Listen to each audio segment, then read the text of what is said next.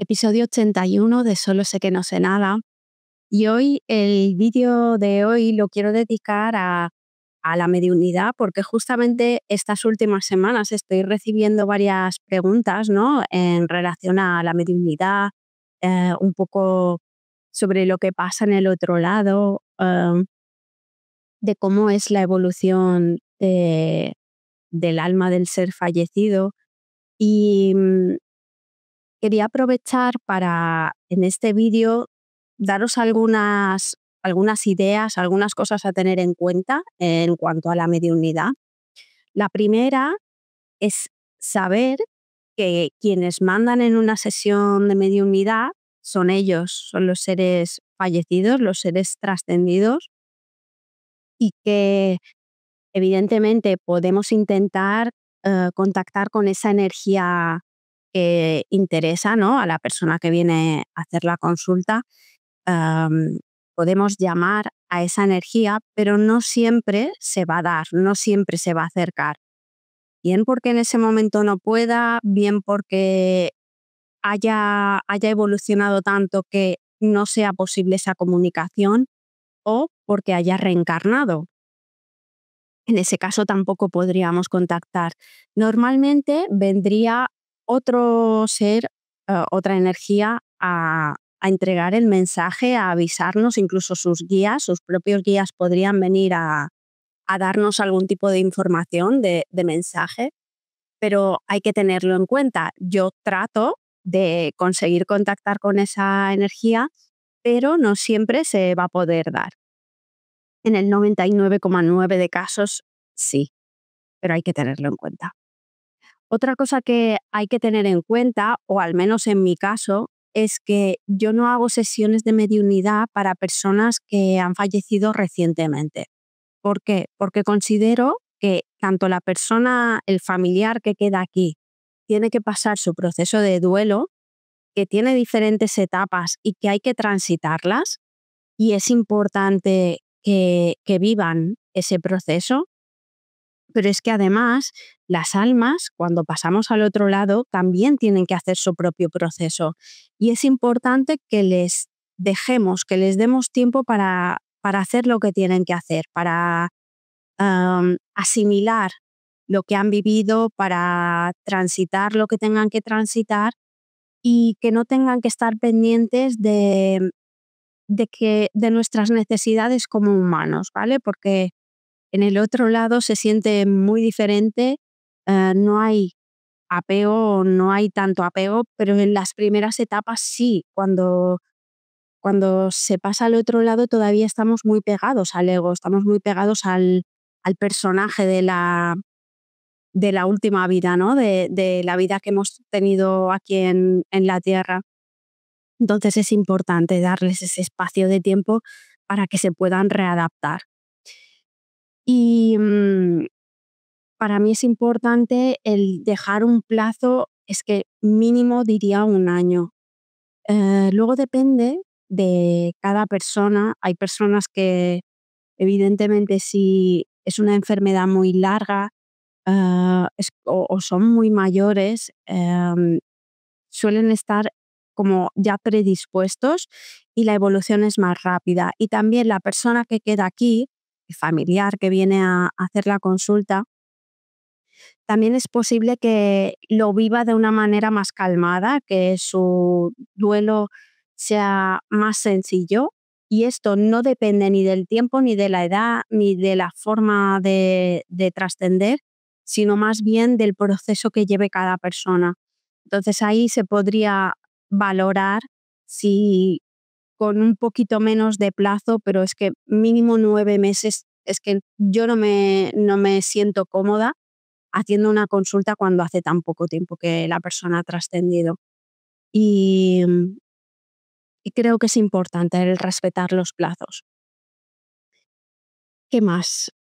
Hay que tener en cuenta también que este contacto, ¿no?, el llamar a una energía que ha pasado al otro lado, tiene que ser para quedarte con paz, con calma, el aliviar esa pena que sentimos cuando perdemos, entre comillas, perdemos a un ser querido.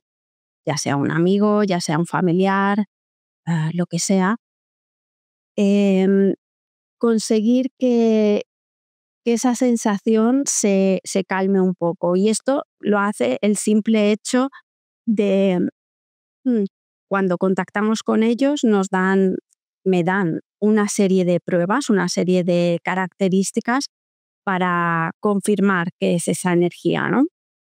Entonces, ya con el simple hecho de saber que esa energía se ha acercado, es como que alivia, ¿no? Es como decir, vale, sigue existiendo. Esto lo sabemos, las personas que creemos en esto lo sabemos, pero el vivirlo en una sesión es como que afianza aún más esa convicción, ¿no? Deja una sensación de paz muy, muy bonita, que para mí es lo más importante. Evidentemente, no vamos a ir a una sesión de mediunidad para reprochar nada a la persona que se ha ido al otro lado. Mm, no me voy a ofrecer a eso. De hecho, si hubiera algún tipo de pregunta en ese sentido, no la haría. Tampoco vamos a utilizar una sesión de mediunidad para pedir dónde están las escrituras, dónde está el tesoro escondido o dónde están las joyas valiosas de la abuela. No. Si fuera algo importante y que la familia necesita saber por algún motivo, que normalmente estará incluido en el plan álmico de las personas implicadas, el mismo ser, la misma energía ya nos lo dará, ya nos dará esa información. Pero aprovechar una sesión de mediunidad para eso, mm, es que no tiene sentido, ¿no? Es como qué desperdicio el utilizar un contacto con un ser querido que ya no lo tenemos físicamente aquí al lado para preguntarle cosas tan terrenales, tan materiales, no me parece adecuado. Entonces, como digo, siempre sería enfocarlo más en eso, ¿no? Y en quizá pedirles si tienen algún tipo de mensaje que nos pueda ayudar en la vida, ¿no? En las experiencias que tenemos que vivir en este mundo, pues quizás sí, preguntar eso o am, preguntarle cómo está viviendo la experiencia en el otro lado, cosas que nos puedan ser útiles para transitar muchísimo mejor el duelo, que aunque haya pasado muchos años, perdón, que aunque hayan pasado muchos años y haya pasado esa parte dura del duelo, va a durar toda la vida. Mis abuelos fallecieron hace muchísimos años y siguen estando muy presentes y les echo de menos, evidentemente. Entonces, bueno, es un poco el aprovechar una sesión de mediunidad para cosas más importantes, no cosas materiales, cosas terrenales. Y en principio creo que esto sería lo único. Mm, no se me ocurre nada más. Si tenéis dudas, por favor, preguntadlas en los comentarios. Me encantará que me preguntéis y estaré encantada de responderos a todos. Para mí es muy, muy bonito. La parte de la mediunidad llegó a mí casi de casualidad. Es como que nunca hubiera imaginado que me pudiera dedicar a ello. Y fue la última pieza del puzzle que me faltaba. Lo sentí así cuando llegué a ella y vi que no se trataba de dones, no se trataba de ser nada especial para poder contactar con ellos. Todo el mundo puede, simplemente hay que aprender a hacerlo, ¿no? Tener una serie de pautas para conseguir que el contacto se dé y aprender a descifrar esos códigos, porque los mensajes vienen un poco codificados, ¿no? Con imágenes a través de símbolos y si tienes la capacidad de escucharles, pues tener esos mensajes más claros, ¿no? Pero que cualquier persona puede hacerlo y solo se trata de desarrollarlo, mucha práctica. Entonces, para mí, las sesiones de mediunidad además son especiales por lo que conlleva, ¿no? Porque trato con personas que han perdido, entre comillas, ya digo, a un ser querido y hay que tener mucho tacto. En todo lo que hago tengo muchísimo tacto y trato de ser lo más profesional, lo más al servicio de la persona que tengo delante que puedo. Pero en el caso de las sesiones de mediunidad, más todavía, y el respeto es tanto para la persona que tengo delante como para la energía que se toma el esfuerzo de acercarse, de permitirme ser canal, que es lo único que soy.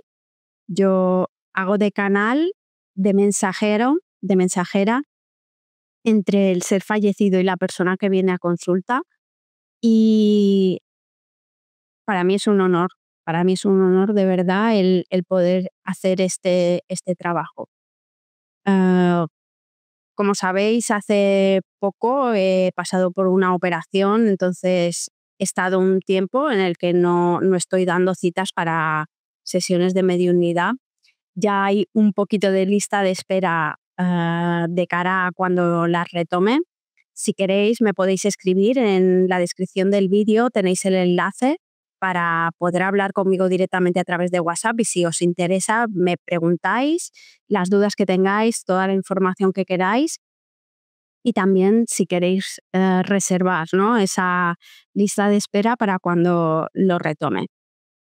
Y, en fin, para terminar, me gustaría acabar con un caso real de lo que es una sesión de mediunidad y de lo que nos podemos encontrar. Evidentemente, yo no conozco a las personas que vienen a consulta, algunas sí, porque ya son clientas, pero la gran mayoría son gente nueva que acude a mí y no conozco nada de su vida, incluso muchas de las sesiones son de gente de otros países, imposible saber nada. Entonces, para mí es importante que no me den ningún tipo de información y que lo que reciba sea lo más puro posible, el poder ser canal de una forma totalmente neutra y sin estar condicionada mentalmente, inventarme cosas, ¿no? Entonces, lo que hago es recibir a la persona, ¿no? Y en este caso te voy a poner un caso real. Era una chica que ya estaba un poco en el mundo de la espiritualidad, sabía de qué iba el tema, pero evidentemente cuando se trata de alguien ah, que te toca emocionalmente, es como que toda la teoría, todo lo que ya sabes, se te derrumba, ¿no? Entonces ella quería consultar o quería intentar contactar con su pareja que había trascendido. Además, yo no lo sabía, pero había trascendido de forma voluntaria. Fue el primer caso que tuve en este sentido, ¿no? No voy a decir la palabra porque si no nos cancelan, pero eh, son casos especiales porque, esto ya lo he explicado, es una cancelación del contrato álmico, del plan álmico que nos hemos puesto. Es como romper eso que queríamos venir a hacer porque nuestro avatar, nuestro personaje no es capaz de soportar eh, pues, la vida, ¿no? Entonces, el traspasar en esas circunstancias hace que el alma pase un periodo un poco complicado, ¿no? Nadie le hace nada, nadie le castiga, ninguna energía, Dios, lo que queráis, no le hace nada, es ella misma, esa misma energía la que, claro, el alma cuando pasa al otro lado se queda en shock de qué he hecho, qué ha pasado, porque no es el alma la que elige el interrumpir el camino, es el avatar, el personaje, el ego. Entonces, esta persona, este hombre me mostró cómo fueron esos primeros momentos. A mí me lo mostró muy oscuro, ¿no? Como si estuviera encerrado en una habitación negra y con mucha introspección y sensación culpabilidad por la persona, sobre todo que estaba en la consulta, sentía mucha culpabilidad con ella porque por la forma en la que lo había hecho y por haberla dejado sola. Evidentemente tenía más familia, pero la culpabilidad yo la sentía con ella, ¿no? Hacia ella. Me fue enseñando las diferentes etapas que había vivido y me enseñó cómo se sentía ahora, una sensación de paz, de amor infinito, incondicional, un bienestar. Es increíble, es que no se puede ni siquiera expresar con palabras lo que me transmiten, ¿no? La sensación que hay en el otro lado. Y bueno, hubo detalles, no voy a dar detalles evidentemente porque es algo muy íntimo, muy personal, pero en ese caso sí dio detalles un poco a nivel material, pero porque eran importantes para la persona que yo tenía delante. Esa persona se había quedado completamente bloqueada cuando pasó lo que pasó y había temas legales que había que resolver y que en ese país en el que ella vive ah, tienen un plazo limitado para poder tramitarse y estaban muy cerca de vencer, ¿no? Muy cerca de pasar el plazo y que ya no hubiera manera de reclamar nada. Entonces, él, desde el otro lado, repetía muchas veces un número y eran el número de meses que faltaban para que se venciera ese plazo. Ella al principio no reconocía ese número, no identificaba, no era una fecha de cumpleaños, no era una fecha importante, ni número de hijos o número de hermanos, no le coincidía con nada. Una vez terminamos la sesión, nos quedamos un ratito hablando y ella me comentó eso, ¿no? Que el plazo para reclamar en su país era de tanto y que le quedaban el número justo que nos había estado repitiendo. Y le dije, ahí está, ahí lo tienes. Te lo estaba repitiendo durante toda la sesión. Entonces se me pone la piel de gallina porque es increíble, ¿no? Como de alguna manera se hacen entender y al final el mensaje llega por una vía o por otra. Y bueno, esta chica evidentemente lo pasó mal porque era una situación complicada y le echaba mucho de menos, sobre todo por la manera en la que se había ido y sin poder despedirse, claramente.